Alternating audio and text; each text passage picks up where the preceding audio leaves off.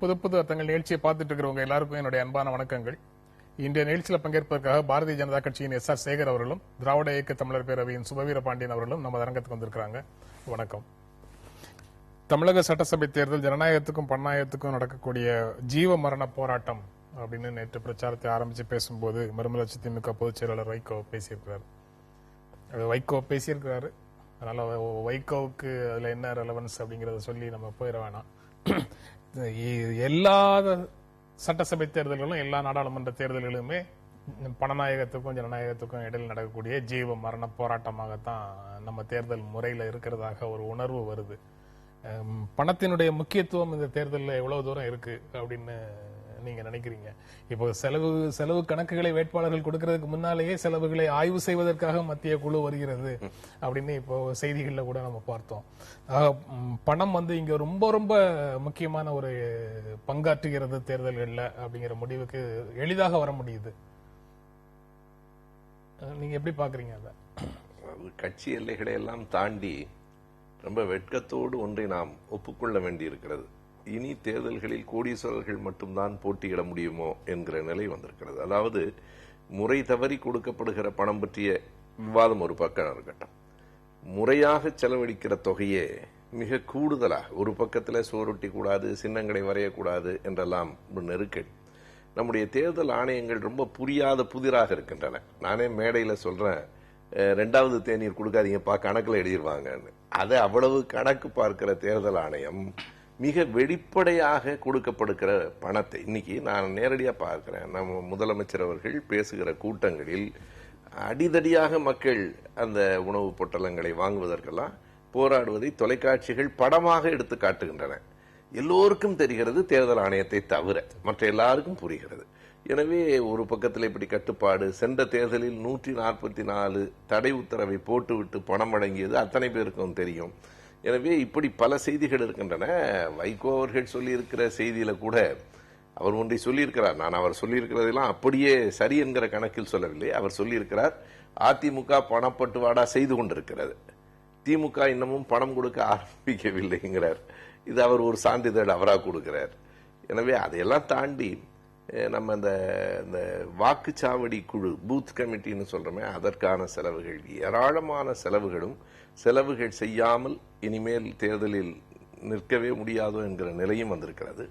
இது வெறும் ஜனநாயகத்திற்கும் பணநாயகத்திற்கும் மட்டும் என்று நான் கருதவில்லை. ஜனநாயகத்துக்கு எதிராக பணம் இருக்கிறது, சாதி இருக்கிறது, வன்முறை இருக்கிறது. இந்த மூன்றும் அணிவகுத்து நிற்கின்றன என்பதையும் நான் பார்க்கிறேன். ஒரு பக்கத்தில் சாதியத்தினுடைய ஆதிக்கம் தொடர்கிறது, பணத்தின் ஆதிக்கம் தொடர்கிறது, வன்முறைகள் எங்கு பார்த்தாலும் தொடர்கின்றன. எனவே இவையெல்லாம் பொதுவாக ஒவ்வொருவரும் ஒவ்வொரு கட்சியிலிருந்து கட்சிக்காரராகவே பார்த்தால் இவற்றுக்கெல்லாம் தீர்வு வராது. ஒரு பொதுவான எண்ணத்தோடு ஒரு நாட்டினுடைய முன்னேற்றம் என்பதையும் கணக்கிலே கொண்டு இவற்றுக்கு எதிராக மக்கள் எழுச்சி, மக்களினுடைய விழிப்புணர்வு வர வேண்டும் என்பதில் எனக்கு 100க்கு 100 சம்மதம். கட்சிகளினுடைய நலனுக்காகவாவது இது போன்ற செலவுகளை குறைச்சு சமதளத்துல எல்லா கட்சிகளையும் பாவிக்கிற மாதிரியான ஒரு செலவு முறையை அரசே கட்டுப்படுத்த வேண்டும் அப்படிங்கிற கோரிக்கையை நீங்க எப்படி பாக்குறீங்க? இல்ல, அது சரியான விஷயம் தான். ஆனா நடைமுறைப்படுத்த முடியுமா என்பது ஒரு கஷ்டமான விஷயம். இப்ப இதுல நீங்க சொன்னது இந்த விஷயத்தினுடைய ஒரு பங்காக தேர்தல் ஆணையத்தினுடைய கட்டுப்பாடுகள் இருக்கு. அதுக்கு போறதுக்கு முன்னாடி நான் இன்னொரு விஷயத்தை பகிரணும்னு விருப்பப்படுறேன். இந்த பணபலம் இல்லாமல் அண்ணா சுபவி சொன்ன மாதிரி கோடீஸ்வரர்கள் மட்டுமே போட்டியிட முடியும், அல்லது கட்சி அந்த வேட்பாளரை தத்தெடுத்தால் போட்டியிட முடியும். அந்த கண்டிஷன்ல தான் இருக்கு. நடுத்தட்டு மக்களோ ஏழையோ தனியாக சுயேட்சையாக எந்த ஆளும் போட்டியிட முடியாது. அதுக்கு சின்ன விளக்கம் என்னன்னா, ஒரு சட்டமன்ற தொகுதியில 250 பூத் ஆவரேஜா இருக்கு. அந்த பூத்துக்கு ஒரு 10 பேர் தினசரி ஒர்க் பண்ணி ஆகணும். ஒரு 2500 பேர் ஒர்க் பண்ணி ஆகணும். ஒரு ஆளுக்கு தினசரி 100 ரூபான்னு வச்சாலே 2.5 லட்சம் ரூபா ஆகுது. இல்ல, அந்த 100 ரூபாய் எதுக்காக கட்சி வேட்பாளர் கொடுக்கணும்? சாப்பிடணும்ல. ஒரு காலையில எழுந்துச்சு வீட்டுல சாப்பாடு கட்டிக்கிட்டு ஜனநாயக பணிக்கு தன்னை ஆட்படுத்திக் கொள்பவர்கள் அது தங்களுடைய தேவைகளை தாங்களே இல்ல, அது மறந்து போச்சு. அது என்னன்னு கேட்டா, வேட்பாளர் வெற்றி பெற போகிறார், எம்எல்ஏ ஆக போகிறார், எனக்கு கொடுத்தால் என்ன என்கின்ற எண்ணம் எல்லா கட்சிக்கும் வந்தாச்சு. அங்க எங்கேருந்து வருது அந்த எண்ணம்? அது காரணம், வேட்பாளர் ஜெயிச்சிட்டாருன்னா அவர் சம்பாதிக்க போறாருங்கிறதுனால தானே அதை பண்ணிக்கிட்டு இருக்காருல்ல. இல்ல, அங்கதான் திரும்ப அவர் ஒரு மிகப்பெரிய பலனை அடைகிறார் என்பதை அவர் காண்பித்திருக்கார். வெகு சிலரை தவிர, வெகு சில கட்சிகளை தவிர, ஐடியாலஜிக்கலா இருக்கக்கூடிய தவிர. அப்ப அந்த எண்ணம் தொண்டனுக்கு வந்துருச்சு. பிஜேபியினுடைய 98க்கு முன்னால வீட்டுல சாப்பாடு கொண்டுட்டு தான் வந்துட்டு இருந்தாங்க. மத்தியான சாப்பாடோடு தான் வருவாங்க. இப்ப மத்தியான சாப்பாடு நாங்க வாங்கி தர மாதிரி வந்துருச்சு, அல்லது எதிர்பார்க்கக்கூடிய எண்ணம் வந்துருச்சு. காரணம், எண்ணங்களை உருவாக்குவது சூழ்நிலைகள். இப்ப 2.5 லட்சம் ரூபாய் அவருக்கு ஒரு நாளைக்கு வேணும், 20 நாளைக்கு 50 லட்சம் ரூபாய் ஒரு சாதாரணமான அத்தியாவசிய செலவுன்னு சொல்லக்கூடிய, வாக்காளருக்கு பணம் கொடுக்காத, பூத்துக்கு பணம் கொடுக்காத, லஞ்சம் கொடுக்காத, இந்த மாதிரி ஒரு கண்டிஷன். அப்ப 50 லட்சம் ரூபாய் இருந்து ஒரு கேண்டிடேட்டுங்கிற ஒரு யதார்த்தம் இப்ப வந்திருக்குது. ஆனா தேர்தல் கமிஷனுடைய லிமிட் 28 லட்சம் ரூபாய். இந்த சூழ்நிலையிலிருந்து போகணும்னு சொன்னா, அந்த பார்லிமெண்ட் தேர்தலில் 2014 கோவை பாராளுமன்றம் வெற்றி பெற்று இருக்கணும். ஆனால் நாங்கள் முழுவதுமாக வாக்காளர்களை மட்டுமே நம்பினோம். அதிமுக, இது குற்றச்சாட்டு அல்ல, இது நாடு முழுசா நடந்தது. அதிமுக தன்னுடைய வாக்காளர்கள், அதனுடைய ஓட் பேங்கை நிலைநிறுத்திக் கொள்வதற்காக பணம் பட்டுவாடா செய்யப்பட்டது. அதனால கன்சாலிடேட்டட் அது விழுந்துருச்சு. அதனால அந்த டிஃபரன்ஸ்ல நாங்க தோத்து போனோம். இல்லைன்னா கோவை ஜெயித்திருக்க வேண்டிய விஷயம். அதனால இந்த சூழ்நிலையில நாம மிக முக்கியமாக கவனிக்க வேண்டியது, தேர்தல் 28 லட்சம் ரூபாயோட தேர்தல் ஆணையம் இருக்கிறது. இப்ப ஒவ்வொரு வாக்காளர், ஒவ்வொரு வேட்பாளரும் அவங்களுக்கு வந்து ஒரு அக்கௌண்ட் ஓபன் பண்ணணும். அதுல தான் பணத்தை வசூல் பண்ணுவதையும் போடணும், கட்சி கொடுப்பதையும் போடணும், அதன் மூலமாக செலவு பண்ணணும். தேர்தல் முடிந்த உடனே அந்த அக்கௌண்ட் க்ளோஸ் பண்ணணும். அந்த அக்கௌண்ட்டை தேர்தல் நாமினேஷன்ல நமக்கு குறிப்பிடணும். இப்படி ஆணையம் வந்து ஒரு கண்ட்ரோல் வைக்குது. அந்த 28 லட்சம் ரூபாய்க்குள்ள முடிக்கிறப்ப தலைவர்களுடைய பயணங்கள் இருக்கு. அதுல வந்து கட்சி ஒரு மிகப்பெரிய பணத்தை செலவு பண்ணி தான் ஆகணும். எனவே ஏற்கனவே இருந்த காலகட்டத்தில் தேர்தலுக்காக, பிரச்சாரத்துக்காக செய்யப்பட்ட செலவுகள் ஏராளம். ஆனா அது முழுவதும் இப்ப மாறி போச்சு. மாறி, ஆனால் அதே அளவுக்கு செலவானது பூத்து, வாக்காளர்கள், தலைவர்கள் பிரயாணங்கள்ல வந்துருச்சு. பப்ளிசிட்டி எல்லாம் காலி ஆயிடுச்சு. அதற்கு மாறாக அது வந்து முழுசா சோசியல் மீடியாவுக்கு வந்தாச்சு. சோசியல் மீடியால ஏராளமான பப்ளிசிட்டி செய்ய ஆரம்பிச்சிடும். அதுவும் காசு தான். அது கட்சியினுடைய கணக்கில் வரும். எனவே ஏழைகள், நடுத்தட்டு மக்கள் நிச்சயமாக இன்றைய தேர்தல் முறையில போட்டியிடவே முடியாது. அது மட்டும் இல்லாமல் இப்போது இருக்கிற சூழ்நிலையில வந்து தேர்தல் ஆணையம் வந்து ஒண்டர்ஃபுல்லா வேலை பார்க்குது. இப்ப மறுபடியும் ஆட்கள் வந்து இறங்குறாங்க. ஆனாலும் கூட அது டீத்லெஸ் தான். என்ன வழக்கு போட்டாலும் அதில் தண்டிக்கப்பட்டதாக இல்லவே இல்லை. பயமுறுத்துகிறது. அதனுடைய இன்னொரு ஓவர் எந்தூசியாசனுடைய காரணமாக கண்மூடித்தனமாக போற வியாபாரிகள் தினசரி அவங்க செஞ்சுட்டு இருக்கிற வியாபாரத்தை செஞ்சுட்டு இருக்காங்க. அதுல இருக்கிற காசெல்லாம் பிடிச்சி அந்த தேர்தலுக்காக கணக்கு காண்பிக்கிறார்கள். அதுல வந்து அவங்களுடைய டிஸ்கிரிஷனரி பவர் எல்லாம் யூஸே பண்றது கிடையாது. அது பொதுமக்கள் எக்கச்சக்க இடைஞ்சல். எனவே ஒரு பக்கம் அதிகாரத்தை கொடுத்து அதை கட்டுப்படுத்துகிறேன் முறையில உண்மையான கட்டுப்பாடும் இருக்கிறது. அதனுடைய பிசிறுகளினால பொதுமக்களுக்கும் அவதி இருக்கிறது. செலவு கணக்கு அப்படின்னு சொல்லி ஒரே ஒரு சின்ன திருத்தம் எனக்கு. ஏன்னா நீங்க நேரடியா தேர்தல் இருக்கிறதுனால இந்த தலைவர்களின் பயண செலவு அந்த 28 லட்சத்தில் அடங்க மாநிலத்தினுடைய செலவு, அது கட்சியினுடைய செலவு. கட்சி ஒரு பிரம்மாண்டமான அளவில் செலவு பண்ண வேண்டியிருக்குல்ல, அடங்காது. தேர்தல் ஆணையத்துக்கு என்ன தெளிவா தெரியும்னா, இந்த 28 லட்சம் வேட்புமனு தாக்கல் செய்யறதுக்கு முன்னாடியே முடிஞ்சிடும். அந்த தலைவர்களுடைய பிரச்சாரத்துல அவங்க வந்து எஸ்ஆர் சேகருக்கு ஓட்டு போடுங்கன்னு சொல்லிட்டா எஸ்ஆர் சேகருக்கு அவ்வளவுதான். அந்த கூட்டத்தினுடைய செலவு இவர் கணக்குல ஏறும். நீங்க அறியாமலே ஏறும். நீங்க வந்து 20 லட்சம் ரூபாய் தான் செலவு பண்ணிருவீங்க. தேர்தல் ஆணையம் கடைசியா ஃபைல் பண்ண நீங்க போகும்போது அவங்களுடைய போட்டோகிராஃபர், வீடியோகிராஃபர், அவங்க கணக்கு, அவங்க ஆடிட்டர், அவங்க தினசரி நமக்கு தெரியாமலே தேர்தல் அலுவலகத்துக்கு வந்து போனதெல்லாம் கணக்கு பார்த்தா 40 லட்சம் வந்து முடியும். இவன் டிஸ்குவாலிஃபை ஆயிடுவான். இந்த செலவு கணக்கு அப்படின்றதே வந்து ஒரு மோசடி அப்படின்னு. ஏன்னா இப்ப எனக்கு வேண்டாதவர்களுக்கு, இப்ப நானும் சேகரும் வேற வேற கட்சியில இருக்கோம். நான் ஒரு 50 பேரை அனுப்பி சேகர் போட்டியிடுற தொகுதியில பூரா சேகருக்கு வாக்களியுங்கள்னு சொல்லி போட்டா அது பூரா அவர் கணக்குல சேருங்கிறது எல்லாமே எனக்கு அதுல ஒரு தர்க்கமே இல்லாம இருக்கு. அடிப்படையில் இந்த முறை எல்லாமே அடிப்படையில் வெறும் போலித்தனமாக இருக்கிறது. தப்பா இருக்குங்கிறத விட ரொம்ப போலித்தனமாக இருக்கிறது. எல்லோருக்கும் தெரிந்த ஒரு உண்மை, 28 லட்சம் தான் செலவழித்த ஒரே ஒரு சட்டமன்ற உறுப்பினரை கூட தேர்தல் ஆணையம் காட்ட முடியாது. இப்ப வைகோ வைகோடைய கணக்குல 28 லட்சம் தான் செலவழிக்க முடியுமா? 28 லட்சம் தான் கணக்கு காட்டப்படுகிறது. இது அத்தனை பேருக்கும் தெரிந்த உண்மையாக இருக்கிறது. அந்த 28 லட்சத்துக்குமே உண்மையிலேயே அவர் 18 தான் செலவு பண்ணியிருந்தால் கூட தேர்தல் ஆணையம் அதனுடைய குஷனுக்கு நிறைய வைத்திருக்கிறார்கள். அது முழுசா போட்டு 28 தான் வரணும். 50 செலவு பண்ணியிருந்தாலும் இவங்க 15 தான் நிறுத்தி வச்சிருப்பாங்க அபிஷியலா. இல்லன்னா 28 தேர்தல் ஆணையம் கொண்டு வந்துருமேங்கிறதுனால. அதனால இதெல்லாம் நான் சொல்லுவது சட்டபூர்வமான விஷயங்கள். இதற்கு மேல வந்து வாக்காளர்களுக்கு பணம் கொடுப்பது, அது வந்து அண்ணன் வந்து கோபப்பட்டாலும் வேற வழி இல்ல, திருமங்கலம் பார்மல ஆரம்பிச்சு அதற்கு முன்னாலே அதற்கு சரித்திரம் இருக்கிறது. ஆனா அப்போது வெளியில பேசப்பட்டது. அது தொடர்ந்து அதிமுக அரசு அதுக்கு கொஞ்சம் கூட கவலையே படாத ஒரு அரசு. தேர்தல் ஆணையத்தை கடைசி நேரத்தில் என்ன செய்ய வேண்டும்னு லக்கானி மாதிரி எவ்வளவு பெரிய ஆட்கள் வந்தாலும் கூட ஆளுகின்ற மாநிலத்தினுடைய பிரதிநிதியாக தான் அவர் இருக்க வேண்டிய கட்டாயம். அதனால அவருடைய நேர்மையை சந்தேகிக்க முடியாவிட்டாலும் கூட எப்படி அவரை மாற்றி புறம்தள்ளி செய்ய முடியும் என்பது ஆளுங்கட்சிக்கு தெரியும். அதை மீறி நாங்களும் ஆட்சிக்கு வருவோம் என்பதால அண்ணனுடைய கட்சி அதுக்கு மாற்று இல்லாமல் செய்வார்கள். வசதி படைத்தவர்கள், அதனால செய்யலாம், அதுவும் நடக்கும். அந்த செலவு தனியான செலவு. ஏதோ பாரதிய ஜனதா கட்சி சாப்பாட்டுக்கே இல்லாம சிரமப்படுற மாதிரி. அதாவது வேட்பாளரை பார்த்தாலே தெரியும் நினைக்கிறேன். 1962 நான் சின்ன பையனா இருக்கிற போது பார்த்தது, 57 52 தெரியல, 62 ₹1 ₹2 கொடுக்கப்பட்டது வாக்குகளுக்கு. ஒரு சாமி கடவுள் படத்துக்கு முன்னால் பால்ல சத்தியம் வாங்கிய நிகழ்ச்சிகள் எல்லாம் உண்டு. அதனுடைய தொகை வளர்ந்திருக்குன்னா விலைவாசி எல்லாம் கூடி இருக்கிறது. மீடியா இல்ல, அதான் தெரியல உண்மையே தவிர. இந்த தேர்தல் செலவு அப்படிங்கிற ஒரே ஒரு பிரச்சனை தான். அதுக்கப்புறம் அதிகாரத்தை பயன்படுத்தி முறைகேடாக பணம் சம்பாதிப்பதற்கு எல்லாம் சொல்லக்கூடிய ஒரு காரணமாகவும் இருக்கு. நியாயம் கற்பிக்கிறதுக்கு, முறைகேடாக பணம் சம்பாதிக்கிறதுக்கு நியாயம் கற்பிப்பவர்கள் இந்த தேர்தல் செலவை தான் முக்கியமாக குறிப்பிடுறாங்க. அதனால இங்கதான் இதான் ஆரிஜின் சொல்லணும். ஊழலின் ஊற்றுக்கண் அப்படின்னு சொல்லி நம்ம அந்த தேர்தல் செலவை தான் சொல்லுவோம்.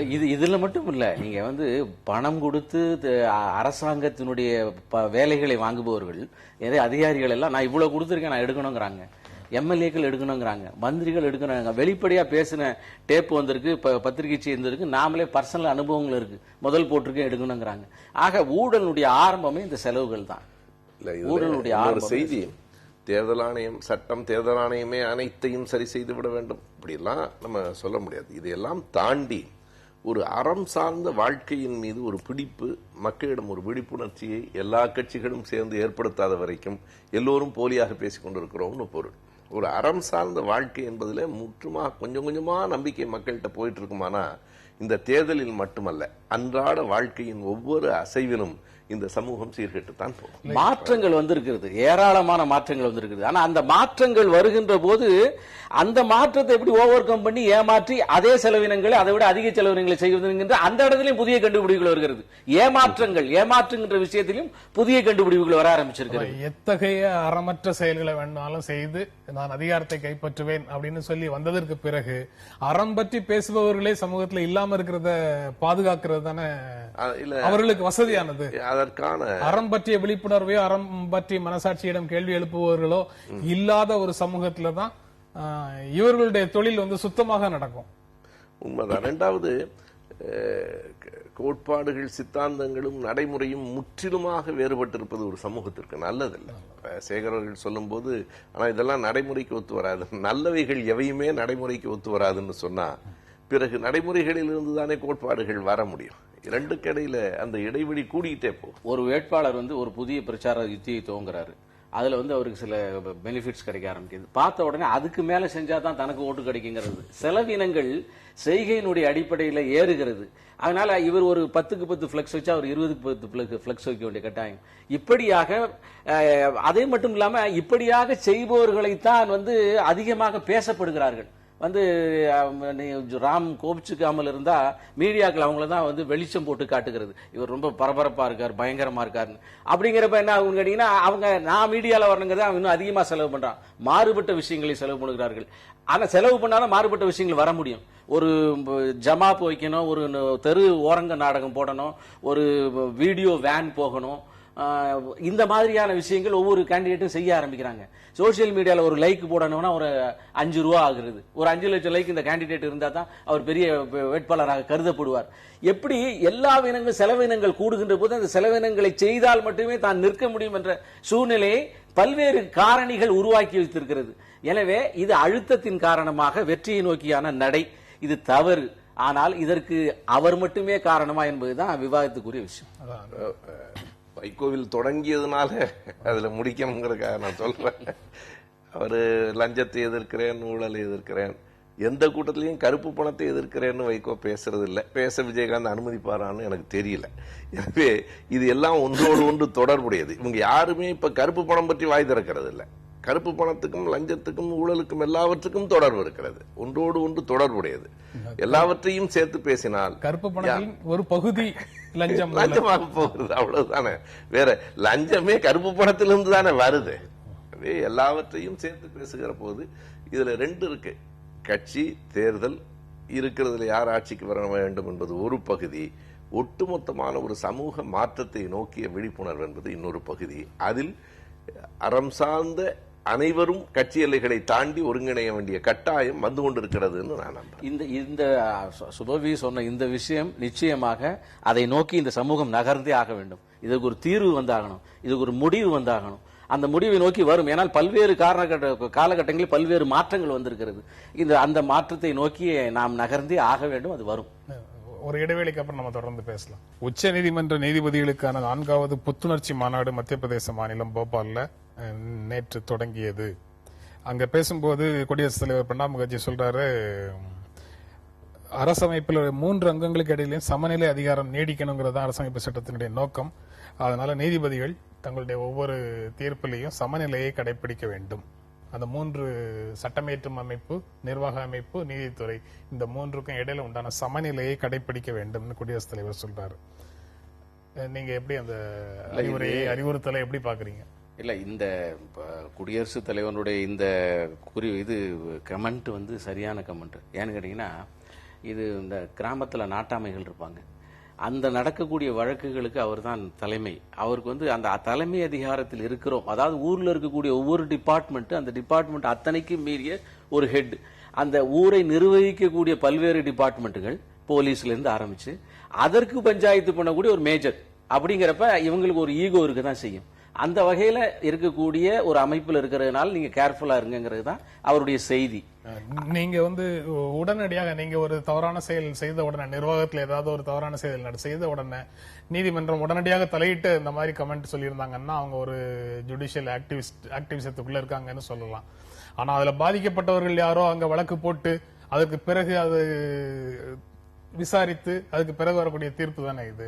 இல்ல, இவரு அதனுடைய ஆரிஜின் முறைகேடுகள் நிர்வாகத்தில் நடக்க போய் தானே இவங்க தலையிட வேண்டிய அவசியம். நிச்சயமா. அதாவது நீதிமன்றம் என்பதே எல்லாற்றுக்கும் மேலாக இருப்பதுன்னு சொல்வதனுடைய காரணமே, சாதாரண நிர்வாகத்தில் இருக்கக்கூடிய அத்தனை அமைப்புகளிலும் ஏற்படக்கூடிய பிணக்குகளை, வழக்குகளை சரி செய்வதனால நேச்சுரலி இது எல்லாத்துக்கும் மேற்பட்ட அளவாக இருக்கிறது.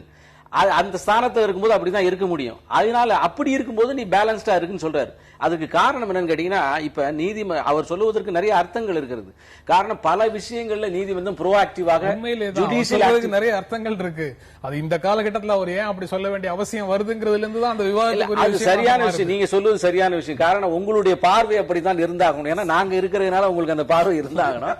ஆனா நான் ஒரே ஒரு விஷயத்தை முடிச்சிடுறேன். இந்த சமூக அழுத்தம் காரணமாக ஒவ்வொரு வழக்குகள்ல, டெல்லியில் நடந்த அந்த பல் டாக்டருடைய மகள் கொலை வழக்கு, நிர்பயா வழக்கு, இந்த மாதிரி பல்வேறு வழக்குகள்ல சமூக அழுத்தம் காரணமாக நீதிமன்ற தீர்ப்பு அவர்கள் எப்படி சொன்னார்களோ தெரியாது, அவர்கள் மீது ஒரு அழுத்தம் இருக்கிறது. தனக்கு தானே சொல்லிக் கொள்ற இந்த கொலிஜியம் சிஸ்டத்துல நீதிமன்றம் தனக்கு சாதகமாக செய்து கொண்டது. ஏன்னா இந்த விஷயங்களை தான் ஒரே ஒரு லைன் ரொம்ப அழகாக சொல்கிறார். பிரித்தளிக்கப்பட்ட அதிகாரங்களை நீர்த்து போக செய்வதாக நீதிமன்றம் இருக்கக்கூடாது. It should respect all the other democratic ஆர்கன்ஸ்ங்கிறது அவருடைய செய்தி. குடியரசுத் தலைவருடைய உரையில 3 இடங்களை நான் பார்க்கிறேன். ஒன்று சேகர் சொன்னது. அதற்கு முன்னால் என்ன இருக்குன்னா, ஜனநாயகத்தின் ஒவ்வொரு அங்கமும் தன்னுடைய அதிகாரத்தை சரியாக பயன்படுத்த வேண்டும். அடுத்து, தங்கள் அதிகாரத்தை, பிரித்தளிக்கப்பட்ட அதிகாரம் நீர்த்து போவதற்கு வழிவகை செய்துவிடக்கூடாது. கடைசியா என்ன சொல்றாருன்னா, உச்ச நீதிமன்றத்துக்கு நாடாளுமன்றம், நிர்வாகம் இரண்டையும் கூட கட்டுப்படுத்துகிற உரிமை இருக்கிறது. எனவே இதுல ஒரே ஒரு கேள்விதான் திரும்ப திரும்ப, இது எந்த தேவையின் அடிப்படையில் எழுந்துள்ளது அப்படிங்கிற அரசியலுக்குள்ள கூட நான் போகாம வெளியில் நின்று பேசினால் எங்கே இருந்து வருகிறதுனா, நாடாளுமன்றம், நிர்வாகம், நீதித்துறையில் நிர்வாகம் போட்டிக்கு வரல, நாடாளுமன்றமா நீதிமன்றமா, எதற்கு கூடுதல் அதிகாரம் என்கிற ஒரு விவாதம் தொடர்ந்து நடந்து கொண்டே இருக்கிறது. நாடாளுமன்றம் தான் மக்களால் தேர்ந்தெடுக்கப்பட்டிருக்கிறது, ஆனால் அங்கே நேர்மை இல்லை என்று சொல்லுகிறோம். நீதிமன்றமும் மனிதர்களிலிருந்து தான் நீதிபதிகள் வருகிறார்கள். 25 வருஷம் வழக்கறிஞராக இருந்து எல்லா பொய்யும் சொன்னதற்கு பிறகு நீதிபதியான மறுநாள் அவர் உத்தமராகி விடுவார் என்று நாம் நம்ப வேண்டியிருக்கிறது. சொல்ல வேண்டிய கட்டாயத்தில் இருக்கிறது, நாமும் நம்புகிறோம். எனவே அப்படி இது நெடுங்காலமாக இருந்து கொண்டிருக்கிற விவாதம், தீராத விவாதம், எளிதில் தீர்க்கப்பட முடியாத விவாதம், குடியரசுத் தலைவர் உரைவிலும் தெளிவு இருக்கிற அளவுக்கு குழப்பமும் இருக்கு. 50 ஆண்டு கால திமுக அதிமுக ஆட்சியால எந்த வளர்ச்சியும் இல்லை. தமிழ்நாட்டு மக்கள் ஆட்சி மாற்றத்தை விரும்புகிறார்கள். மத்திய அமைச்சர் பிரகாஷ் ஜவடேகர் செய்தியாளர்கள்ட்ட பேசும்போது சொல்றாரு. திரும்பவும் பல நாட்கள் பேசிய ஒரு பொருளுடைய தொடர்ச்சியாகத்தான் பேச வேண்டியது இருக்கு. திமுக அதிமுக ஆட்சியால எந்த வளர்ச்சியும் இல்லை அப்படின்னு சொல்றது இப்போ பல இடங்கள்ல இருந்து வருது. அதற்கு முதல்ல என்ன பதில் சொல்ல விரும்புறீங்க? அதற்கு பிறகு அதுதான் இந்த செய்தியும் பழசு. இதற்கு நானும் பல முறை விடையை சொல்லியிருக்கிறேன். இது ஆங்கிலத்தில் சொன்னா இது ஒரு ஃபேஷன் மாதிரி இன்னைக்கு ஆயிடுச்சு. யாரை பார்த்தாலும் அப்படி திமுக அதிமுக இரண்டும் கூடாது என்று சொல்லுகிறவர்கள் யாரும் ஒன்றாக சேர்ந்து நிக்கல. ஒரு 6 பேர் மக்கள் நல கூட்டணி நிக்கிறாங்க, இன்னொரு பக்கம் பாமக தனியா நிக்கிறாங்க, பாரதிய ஜனதா கட்சி தனியா நிக்கிறாங்க. இவங்க யாரும் ஒன்னா சேரல. இப்ப அது 2 தான் எதிரி என்று சொன்னால் அப்படி சொல்லுகிறவர்கள் முழுமையாக ஒன்று சேர முடியல. இரண்டாவது, பலமுறை நான் சொல்லியிருப்பது போல திமுக அதிமுக என்கிற சமமற்ற 2 கட்சிகளை சமப்படுத்தி பார்க்கிற ஒரு பார்வை. அதிலேயும் கூட பாரதிய ஜனதா கட்சியில் ஒரு ஒற்றுமையான குரல் இல்லை. ஒரு சிலர் இப்படியும் ஒரு சிலர் அப்படியும் பேசிக் கொண்டிருக்கிறார்கள். அதிமுகவுக்கும் பாஜகவுக்கும் இடையில் ஒரு இயற்கையான கூட்டணி இருக்கிறது என்பது என்னுடைய பார்வை. ஒரு சித்தாந்த அடிப்படையில் ஒரு இயற்கையான கூட்டணி இருக்கு. அதையாவது உண்மையை சொல்லி தொலைச்சிட்டாவது போலாம், அதையும் சொல்ல மாட்டேங்கிறாங்க. எனவே கூட்டணி இருப்பது போலவும் இல்லாது போலவும் காட்டிக் கொள்வதனால வருகிற சிக்கல் தான் அது என்று நான் கருதுறேன். சேகர், நீங்க எப்படி பாக்குறீங்க? இல்ல, சுபவி சொன்னது அவருக்கு திராவிட முன்னேற்ற கழகத்துக்கும் அண்ணனுக்கும் உண்டான இயற்கையான நட்பு, இயற்கையான சித்தாந்த லட்சிய உறவு, நட்பு பந்தங்கள் உண்மையானது, ஒத்துக்கலாம். இது தொடர்ந்து அதிமுகவுக்கும் திமுகவுக்கும் அதிமுகவுக்கும் பிஜேபிக்கும் இந்த இயற்கையான நட்பு என்பது அது எங்களுக்கு மிகப்பெரிய நஷ்டம், மிகப்பெரிய நஷ்டம். அது ஏன்னு கேட்டீங்கன்னா, கடந்த பாராளுமன்ற தேர்தலில் கிராமங்கள் தோறும் போய் வீடுகளில் மோடியினுடைய பணம் ஓட்டணும்னு இளைஞர்கள் அத்தனை பேரும் அவங்களுடைய அம்மா அப்பாக்களை கூட்டு பிஜேபிக்கு தான் ஓட்டுனாங்க. பிஜேபி ஓட்டுக்கு சின்னம் என்னன்னு கேட்டா அவங்க சொன்ன சின்னம் வேற சின்னம். ஏன்னு கேட்டா அவங்க 2 பேரும் ஒண்ணுங்கிறாங்க. இந்த மாதிரியான பிரச்சாரங்களுடைய இது கேஷுவாலிட்டி பிஜேபி கேஷுவாலிட்டி. அது அதாவது பிஜேபி ஓட் பேங்க் தனி, அதிமுக ஓட் பேங்க் தனி. ஆனால் இது 2ஐயும் இணைத்து வைக்கின்ற செய்கைகளை அதிமுக தரப்பில் இருந்தும், ஒருவேளை அதிமுக எதிர்த்தால் கூட திமுக தரப்பில் இருந்தும் செய்யப்பட்ட விளைவு இது. அது இல்ல. அதனால பிஜேபிக்கும் அதுக்கு இயற்கையான உறவு அல்ல. அவங்க அதாவது அண்ணன் வருத்தப்பட்டுக்கிடலைன்னா நான் சொல்லக்கூடிய விஷயம் கோவிலுடைய சாமி வழிபாடு செய்து குண்டியலுக்கு மாலை போட்டு அதுக்கப்புறம் அவங்க குண்டியை உடைப்பாங்க. இவங்க கடவுள் மீது நம்பிக்கை இல்லாத காரணத்தினால் வேறு மாற்றுதல் செய்வார் என்று நான் ஒரு நகைச்சுவையாக சொல்ல விரும்புகிறேன். அதனால அது இல்லை. இப்ப இந்த தலைப்பை பொறுத்த மட்டும் டெல்லியில் இருக்கக்கூடிய பார்லிமெண்டரி உறவுகள், பார்லிமெண்ட்ல பங்கன் பண்றது ஒரு மிகப்பெரிய 48 எம்பிகளை வைத்திருக்கக்கூடிய ஒரு அமைப்பு. அது பார்லிமெண்ட்ல இஷ்யூ பேஸ்ல பிஜேபிக்கு ஆதரவு எதிர்ப்பும் தந்து கொண்டிருக்கிறது. அதை அமித்ஷா அவர்களே தன்னுடைய உரையில் இங்கே குறிப்பிட்டிருக்கிறார். அதே மாதிரியாக பிஜேபியை நோக்கி, அதிமுகவை நோக்கி பிஜேபி எந்த காலத்திலையும் போனதில்லை. அப்படி போயிருக்க வேண்டுமானால் பாரதிய ஜனதா கட்சியுடைய டாப் 10 லீடர்ஸ் இந்த அரசாங்கத்தினுடைய தமிழ்நாடு அரசாங்கத்தில் ஜெயலலிதாவுக்கு ஊடகங்கள் சொல்லுகின்ற பாணியில சொல்ல போனோம்னா அவங்க நண்பர்கள் தான். அதனால கூட்டணிங்கிறது பாராளுமன்ற தேர்தலையும் வச்சிருக்கலாம், இந்த தேர்தலையும் வச்சிருக்கலாம், ஒரு சாதாரண பேச்சுவார்த்தையில் ஒரு டெலிபோன்லயே முடிச்சிருக்கலாம். அந்த மாதிரி உறவுகள் இல்லை, அந்த மாதிரி எண்ணங்களும் இல்லை. இந்த அரசாங்கத்தில் பாரதிய ஜனதா கட்சி இறங்கவே இல்லை. அந்த முயற்சியை இறங்கவில்லை என்று நாங்கள் சொன்னால் நீங்கள் நம்ப போவதில்லை. அதனால நாங்கள் சொல்லல. ஏன்னா இது திராவிட முன்னேற்ற கழகத்துக்கும் ஆட்சியாளர்களுக்கும் தெரியும். ஒரு மாநிலத்தினுடைய ஆட்சியில நல்ல உறவில் இருக்கக்கூடிய ஒரு மத்திய ஆட்சி, மத்திய தலைவர்கள் நினைத்திருந்தால் கூட்டணிகளை உருவாக்க முடியும். அந்த மாதிரி செயல்களை பாஜக செய்யாது. அது மட்டுமல்ல, ஊழல் அரசாங்கத்தை விமர்சிக்காமலோ பாதுகாப்பதற்கோ தயாராக இல்லை. வந்த அத்தனை தலைவர்களும் அதை சொல்லியிருக்கிறார்கள். ஆக அத்தனை தலைவர்களும் தான் முரண்பாடு வருது. இன்றைய நாளிதழ்களிலே இன்னொரு ஆங்கில நாளிதழ்ல பிஜேபி ஏடிஎம்கே டயலமா அப்படின்னு ஒரு ஒன் பார்ட்டி டிஃபரண்ட் வாய்ஸஸ் இன் பிஜேபி காசிங் கன்ஃபியூஷன் அப்படின்னு ஒரு இல்ல. அந்த அதுக்கு என்னுடைய பதில் தொடர்ந்து இந்த மாதிரி விஷயங்கள் எழுதப்படுகிறது. நான் திருப்பியும் சொல்லுகிறேன், இந்த கற்பனையாக சில விஷயங்களை கற்பித்து அந்த மாதிரி செய்தி இல்ல, கொட்டை நான் இப்படி எழுதப்படுகிறதா கேட்கிறேன். இல்ல பாஜக தலைவர்கள் உண்மையிலேயே பேசினதை வச்சு அப்படி ஒரு இன்டர்பிரேஷன் நான் இப்படி கொடுக்கப்படுகிறது? கேட்கிறேன், இந்த அரசாங்கத்தோடு அல்லது இந்த கட்சியோடு உறவு வைத்துக் கொள்ள வேண்டும்னா அதனுடைய அல்டிமேட் எய்ம் என்ன? கூட்டு ஆட்சியில் மத்தியில வந்து நீங்கள் எல்லாம் சொல்லுகின்ற மாதிரி, நான் ராம சொல்லல, மீடியாவை சொல்லுகிறேன். ஜெயலலிதாவோடு மோடிக்கு நல்ல ஒரு பாராளுமன்ற தேர்தலுக்கு முன்னாலே இருக்கு. அவங்க வந்து குஜராத்தினுடைய ஸ்வர்ணிங்கனுக்கு போயிருக்காங்க, இவர் இங்க வந்திருக்காரு. ஏன் கூட்டணி வைக்க முடியல? ஏன் கூட்டணி வைக்கல? அதுக்கு இந்த அரசு கட்சி தயாராக இல்ல. அதே மாதிரி மாநிலத்தில் உங்க கட்சி தயாராக இல்லைன்னு நீங்க சொல்றீங்க. அதாவது இப்ப வேற எப்படி சொல்ல முடியும்? உண்மையை தானே சொல்ல முடியும். உண்மையை சொல்லுகின்ற போது ஏற்றுக்கொள்வதற்கு தயாராக இல்ல பல பேர். அதுக்காக நம்ம உண்மையை சொல்லாம களத்துல என்ன நடக்குதுங்கிறத வச்சு பார்த்தாலே இதுல எது உண்மையாக இருக்கு இல்ல. நான் இன்னொரு கேள்வி கேட்கிறேன், அப்படின்னு சொல்லி ரொம்ப எளிதாக மக்களால நான் ஒரே ஒரு கேள்வி கேட்கிறேன். மத்தியில ஆளுகின்ற கட்சி, நீங்கள் சொல்லுகின்ற மாதிரி மோடிக்கும் ஜெயலலிதாவுக்கும் இருக்கக்கூடிய நட்பு, இந்த வகையில பார்க்கின்ற போது இந்த அரசாங்கம் இந்த கட்சியோடு பாஜக நினைத்திருந்தால் கூட்டு சேர்ந்திருக்க முடியாதா? முடியாது. இல்ல. ஏன்னா இது வந்து இன்னொருத்தருடைய ஒப்புதல் அதுக்கு வேணும். அந்த ஒப்புதலை கிடைக்கவில்லை. இப்ப நான் கேட்கிறேன், அந்த ஒப்புதலை மோடி நினைத்திருந்தால் முடியாதான்னு கேட்கிறேன். முடியாது.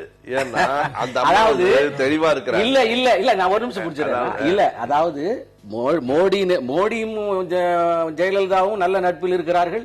பாஜகவுடைய பல தலைவர்கள் அதை வந்து பாசிட்டிவா விமர்சிக்கிறார்கள். இந்த குற்றச்சாட்டை எல்லாம் சொல்லக்கூடிய நீங்கள் இதை மட்டுமே ஏற்றுக்கொள்ளவில்லை. ஆக நீங்கள் வந்து உங்களுடைய குற்றச்சாட்டிலே கூட உள்நோக்கம் இருக்கிறது நான் எடுத்துக்கலாம்.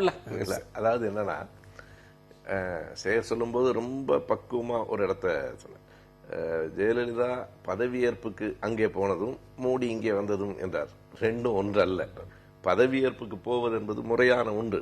ஆனா நீங்க திரும்ப திரும்ப மோடியும் ஜெயலலிதாவுக்கு நட்பு தெரியல. எனக்கு ரெண்டு பேரும் சின்ன குழந்தையில இருந்து ஒன்னா படிச்சாங்களா என்னன்னு தெரியல. ஆனா ஒரு இருக்கலாம். ஆனா மிகப்பெரிய மரபு மீறல் இல்லையா? ஒரு பிரதமர் நீங்க முதலமைச்சர் வீட்டுக்கு வரக்கூடாதுன்னு கூட நான் சொல்லல. அங்க வந்ததுக்கு பிறகு அது தனிப்பட்ட அதை நீங்க உன் அரசு அதிகாரிகளை வச்சுட்டு பேசணும், இல்ல இரண்டாம் கட்ட கட்சி தலைவர்களை வச்சு பேசணும். தனிப்பட்ட நட்பு என்று சொன்னால் கோரிக்கை மனுவை வாங்கக்கூடாது. நீங்க கோரிக்கை மனுவை எந்த நிமிடத்தில் அவர் கொடுத்து எந்த நிமிடத்தில் அவர் வாங்கினாரோ அப்போதே அது அதிகாரப்பூர்வ சந்திப்பு. அதுல ஒன்றும் தனிப்பட்ட நட்புக்கான சந்திப்புல தமிழ்நாட்டுக்கான கோரிக்கை மனுவை கொடுக்க முடியாது. எதற்காக இதை நான் குறிப்பிடுறேன்னா, அடிப்படையில் மரபு பிறழ்ந்துதான் பல செயல்கள் இங்க நடக்கின்றன. ஒரு பக்கம் மிக நெருக்கமாக இருப்பது போல காட்டுகிறார்கள், இன்னொரு பக்கம் இன்னொரு கோயலை வைத்துக் கொண்டு கடுமையாக தாக்கி ஒரு அறிக்கை வெளியிடுகிறார்கள்.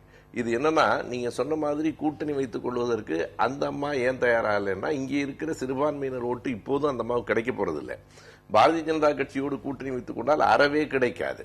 எனவே அந்த இயற்கையான கொள்கை கூட்டணியை விட்டு விலகி தேர்தலில் விலகி நிற்கிறீர்களே தவிர, கொள்கையில் அடிப்படையில் இரண்டு பேருக்கும் இடையில் கூட்டணி இருக்கிறது, இதை நீங்கள் வெளிப்படுத்த தயங்குகிறீர்கள் என்பதுதான் என்னுடைய சுபவி மதிக்கின்ற மிக பெரும் தலைவர் கலைஞர் அவர்கள் பல்வேறு தலைவர்களோடு பேசுகின்ற போது வரிசையாக சொல்லலாம், எனக்கு மிக நெருங்கிய நண்பர். இதே கேள்வியை நான் வந்து சுபவிட்ட கேட்க மாட்டேன். அவர்கள் ஓடி விளையாடி பள்ளிக்கூடத்தில் படித்தார்களா அதனால் நட்பாங்கிறது நான் கேட்க மாட்டேன். ஆனால் ஒரே ஒரு விஷயம் வந்து, மரபு மீறல் வந்து ஒரு மாநில முதல்வரும் ஒரு மத்திய பிரதமரும் சந்தித்துக் கொள்வது, பாராளுமன்றத்திலே எதிர்கட்சி வரிசையிலே இரண்டாவது இடத்திலே இருப்பது, சட்டசபையின் பாராளுமன்ற துணை சபாநாயகரை பெற்றிருப்பது என்கின்ற வரையிலே இஷ்யூ பேஸ்ல சந்திப்பதிலே மரபு மீறிய செயல் என்று சொல்லுவது உள்நோக்கமானது, விமர்சிக்க வேண்டும் என்று நினைப்பது, பாஜகவை பிடிக்காத காரணத்தினாலே சொல்லுவது, அதிமுக அவர்களுக்கு ஆரம்பத்திலே இருந்து வேண்டாத கட்சி என்பதாலே பரப்புகின்ற அவதூறு என்று எடுத்துக்கொள்ளலாம் என்று நான் நினைக்கிறேன். நான் சந்தித்ததை மரபு மீறல்னு சொல்லல, தனிப்பட்ட முறையில் வீட்டில் சந்தித்த போது மனு கொடுத்ததையும் மனு பெற்றதையும் மரபு மீறல். இல்ல, ஒரு முதலமைச்சருடைய வீட்டுல போய் சந்திப்பதில்ல அது தப்புன்னே சொல்லல. ஆனா நீங்க தமிழக அரசு சார்ந்த ஒரு மனுவை கொடுப்பதும் பெற்றுக்கொள்வதுமாக இருந்தால் அரசு அதிகாரி, அதாவது சாதாரணமாக மந்திரிகள், ஐபிஎஸ் ஐஏஎஸ் ஆபீஸ், சிவில் சர்வன்ஸ் 24 மணி நேர ஊழியர்கள். அவர்கள் எப்போதுமே அவர்கள் முதலமைச்சர்கள் தான், எப்போதுமே பிரதமர்கள் தான். வீட்டுக்கு போவதனால பிரதமர் இல்லைன்னு ஆயிடாது. ஆகவே நான் இதுக்கு மேல இதுக்கு விளக்கம் போய் கோரிக்கை வாங்கி கொள்ளுகிற பிரதமரை நாம் விளக்கம் சொல்வதற்கு தயாராக. ஆகவே இது திட்டமிட்ட ஒரு பிரச்சாரம். இது பாரதிய ஜனதா கட்சி நினைத்திருந்தால் நிச்சயமாக கூட்டை வந்து உறுதி செய்திருக்க முடியும். ஆனால் பாரதிய ஜனதா கட்சி அதுக்கு தயாராக இல்லை என்பதும், எங்களுடைய தலைவர்கள் அவ்வளவு நெருக்கமாக இருந்தால் கூட அதற்கு தயாராக இல்லை என்பதும் வேறு வகையாக விமர்சிக்கப்படுகிறது. அனைத்து இந்திய அண்ணா திராவிட முன்னேற்ற கழகத்தினுடைய கூட்டணியை வேண்டாம் என்று நிராகரித்து விட்டு இப்போது தமிழ்நாட்டில் நீங்க தனியாக நிக்கிறீங்க.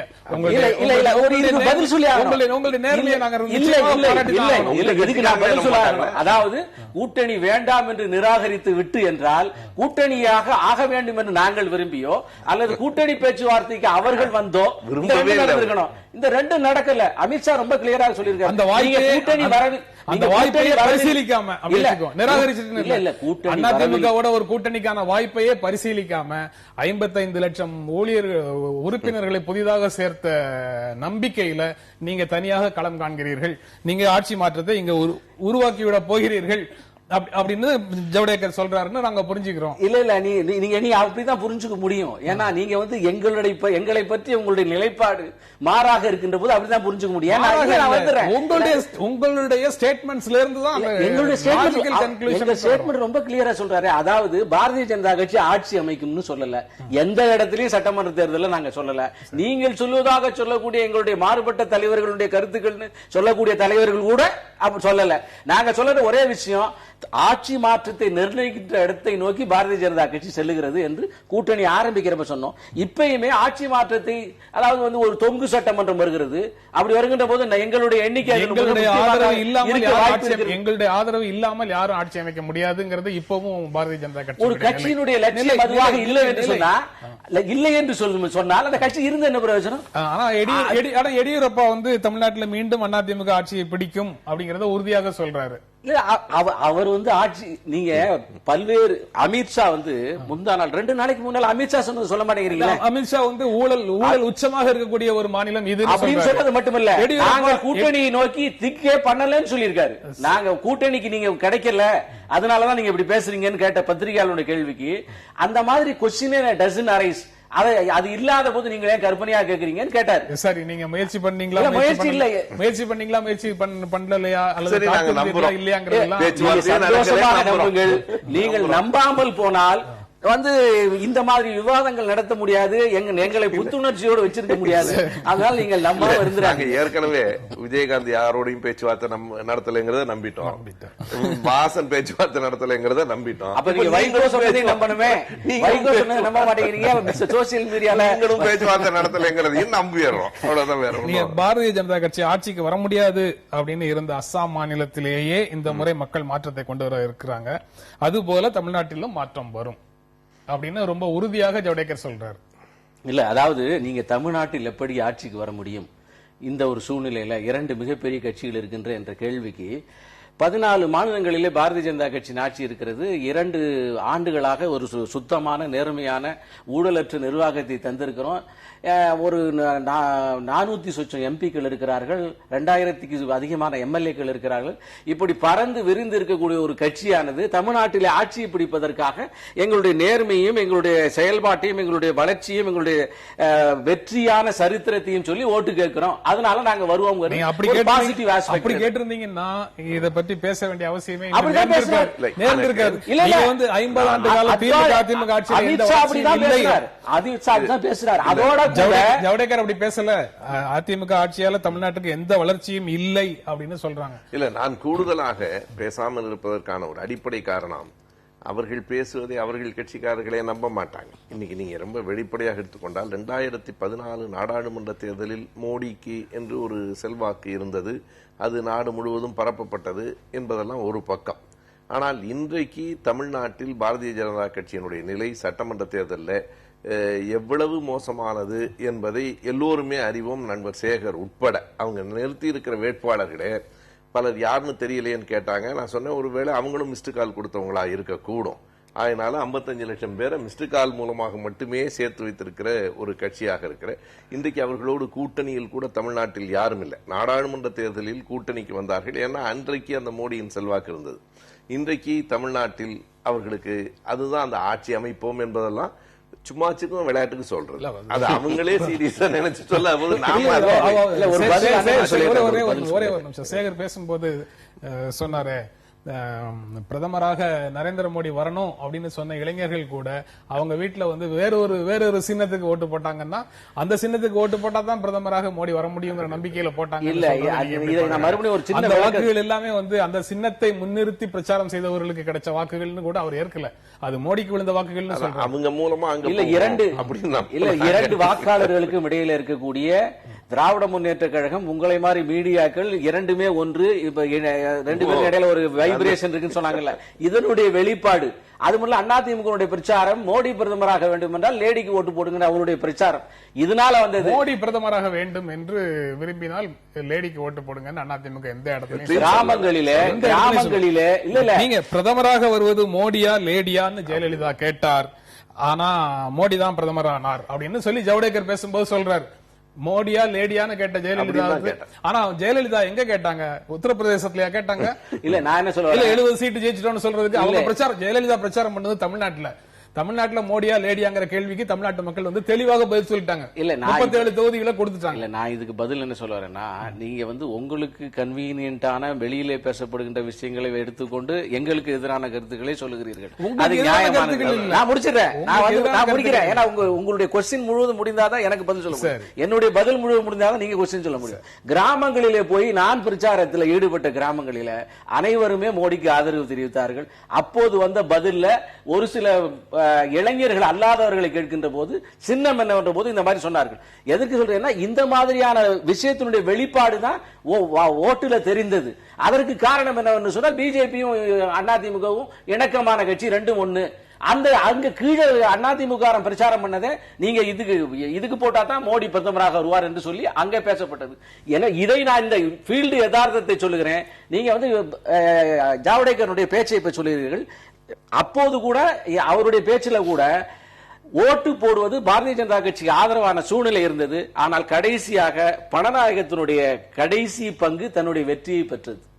திரும்பவும் அந்த சப்ஜெக்ட் நேரத்துக்கு வந்துட்டார். நீங்க வந்து எந்த வளர்ச்சியும் இல்லை அப்படிங்கிற குற்றச்சாட்டை நீங்க எப்படி பார்க்கிறீங்க? இல்ல, அது முற்றிலும் உண்மைக்கு மாறானது. இரண்டா நான் பிரிச்சு பார்த்துதான் எப்போதுமே சொல்றேன். திமுக ஆட்சி வேறு, அதிமுக ஆட்சி வேறு. நீங்கள் ஒரு ஆட்சியில் நடந்திருக்கிற சீரழிவுகளையும் ரெண்டு பேருக்கும் பொதுவாக்குறீங்க. திமுக ஆட்சியில் நடந்திருக்கிற மேம்பாடுகளை பொதுவாக்க மறுக்கிறீர்கள். இதெல்லாம் ரொம்ப திட்டமிட்ட செயல்பாடுகள். தமிழ்நாட்டில் முன்னேற்றமே இல்லைன்னு யார் சொல்ல முடியும்? இன்னொரு பெரிய செய்தி என்னென்றால், நேற்றைக்கு பேசுகிற போது நான் நினைக்கிறேன், அவங்க தேமுதிகவில் பேசும்போது முதல் இடத்தில் இருந்த தொழில் வளர்ச்சியில் முதல் இடத்தில் இருந்த தமிழ்நாடு இன்றைக்கு 21வது இடத்துக்கு போயிருக்கிறதுங்கிறாங்க. முதல் இடத்தில் யாருடைய ஆட்சியில் இருந்தது? 67க்கு முன்னாடியா? திமுக ஆட்சியில் முதல் இடத்தில் இருந்த ஒன்று இப்போது 21வது இடத்துக்கு போயிருக்கிறது என்றால் ரெண்டு ஆட்சியும் ஒன்று என்று எப்படி சொல்ல முடியும்? எனவே வளர்ச்சியே இல்லை என்பது முற்றும் முழுதாக சொல்லப்படுகிற ஒரு பொய். ஆனால் அதே நேரத்தில் இன்றைக்கு அதிமுக ஆட்சியில் ஊழல் உச்சத்துக்கு போயிருக்கிறது என்பது உண்மை. ஒரே ஒரு கருத்து மட்டும், அண்ணன் வந்து வேட்பாளர்கள் யாருமே தெரியல அப்படின்னு சொல்லி சொன்னாரு. மிஸ்டு கால்ல வந்து மெம்பரா இருக்குமான்னு அவருடைய நகைச்சுவைக்கு சொன்னாரு. கருணாநிதி, ஸ்டாலின் அந்த மாவட்டங்கள் தோறும் தொடர்ந்து பரம்பரை ஆட்சி போல செயலாளர்கள் இருப்பார்கள். தொடர்ந்து பல வருஷங்களாக தெரிவார்கள். எங்க கையில வந்து 2 வருஷத்துக்கு ஒரு தடவை எல்லாரும் மாறிடுவோம். சாதாரண ஊழியர்கள், அதனால தெரிந்திருக்க வாய்ப்பு இல்ல. மீடியா கேலரும் உங்களுக்கு கிடையாது, அதனால தெரியாதுங்கிறது. இன்னும் பல நிகழ்ச்சிகள்ல பேசுறதுக்கான வாய்ப்பு கிடைக்கும். அது போன்ற விஷயங்களுக்கு நீங்க விரிவான விளக்கத்தை அப்ப கொடுக்கலாம். இந்த நிகழ்ச்சியில பங்கேற்று உங்களுடைய கருத்துக்களை பகிர்ந்து கொண்டதற்கு எங்கள் நெஞ்சார்ந்த நன்றி. மீண்டும் சந்திப்போம். நன்றி, வணக்கம்.